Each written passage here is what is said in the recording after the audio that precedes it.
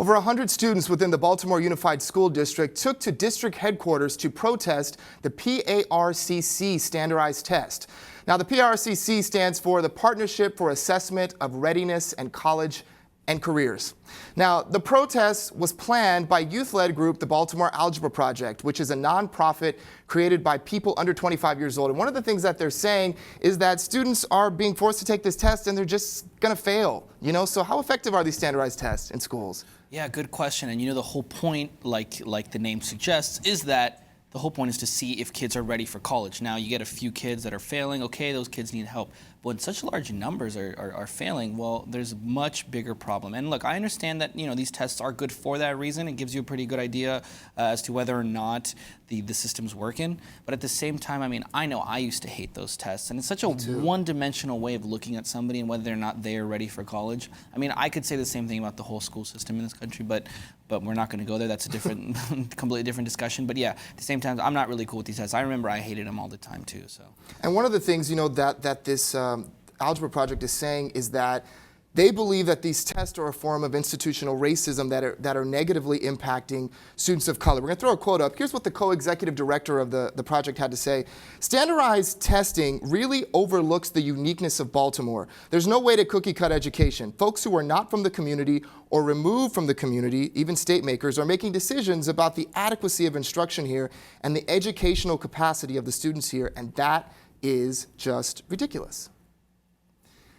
So it really is a larger conversation. One of the things that these guys are saying is that rather than pumping in and wasting all this money on standardized tests, they should be developing more knowledge-based programs to get people ready for the workplace, to get students ready for the workplace.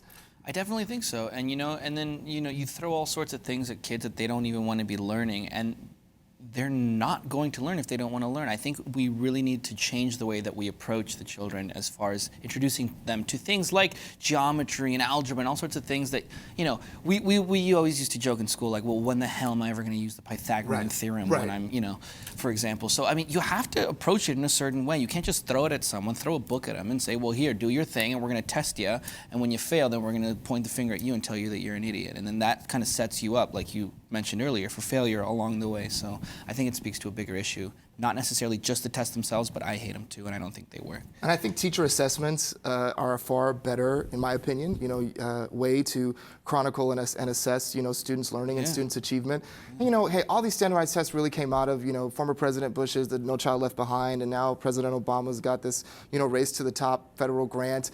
When they're really looking at schools and the effectiveness of schools, and so school districts, because they need to show accountability, they're really hammering down on these standardized tests, right? Regardless of if they're effective. And a lot of times it is this vicious cycle where you have, poorer communities where the test scores aren't as good. Well, then they lose funding because their test scores aren't as good. So then it's like, well, okay, you took away our funding, now how are we going to get, our test scores up, right? So a lot of the time, funding depends on these scores, or at least that's what the teachers used to tell us, like, we got to do well here because this will help us with the funding. Well, how the hell does that make sense, right? If we obviously need more help, you shouldn't be taking the money from us. And the Maryland board said that they're even looking at maybe awarding two different types of diplomas, like two different tiers, right?